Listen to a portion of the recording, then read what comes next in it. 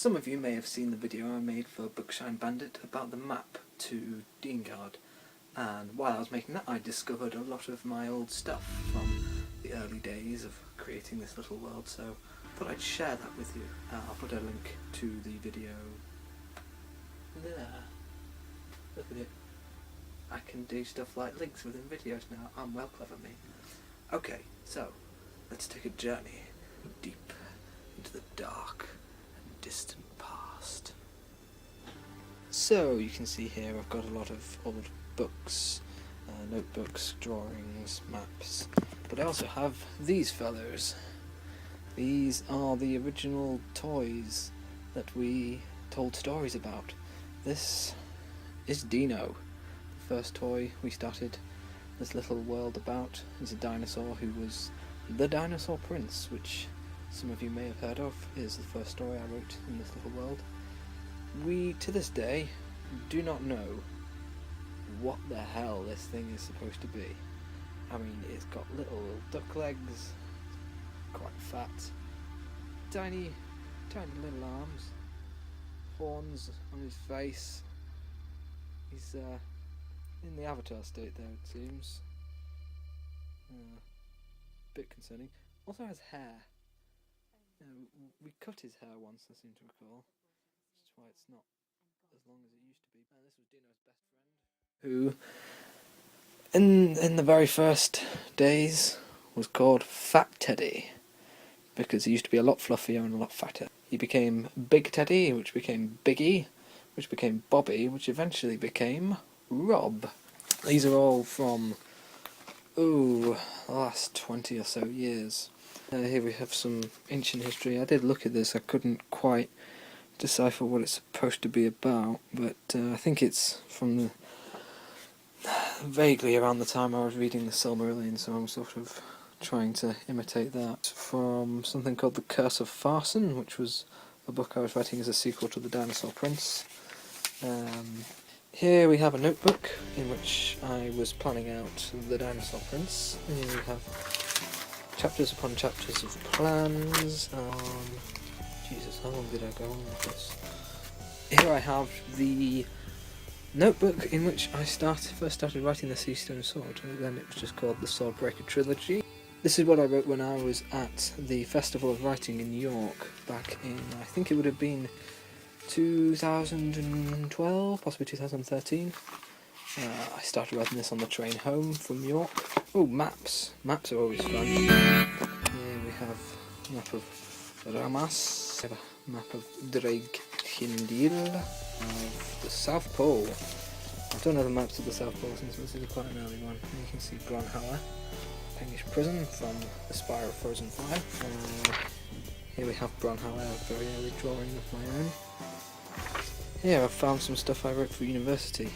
I was writing about Diyngard, it was then called Adonia. For reasons I can't quite remember. Also have some of my own illustrations in here. There's some kind of battle going on there. Some dinosaurs marching through the forest. God, look at that. That's just incredible. I should be in a museum. Look at that. My first drawing of the Dinosaur Prince cover. And I think a very early Sea Stone Sword there. Here is an early drawing of Dino. You can see the resemblance and a little map of Dino's world, as it used to be called. There's an old drawing of Dino when he became more of a dinosaur shape. He's got little legs there, and we've given him big legs there. Slowly evolved into more humanoid shape, I think. Here's some of Joshua's pictures. There's Rob as a bear still. And there's an airkeeper. Sinister. You can see it in his eyes. Here's another, even more anthropomorphic Dean. In here I have maps. Again, they were in the book I did for Hazel. Some other continents not yet seen in the books. Sorry, Mr. Tolkien. Here we have a very large version of the old map. Amas, or Sword and Shield Island as it was called back then. Pengoof, looking very much like a penguin. The prop used in the trailer. Put a link to the trailer. Book.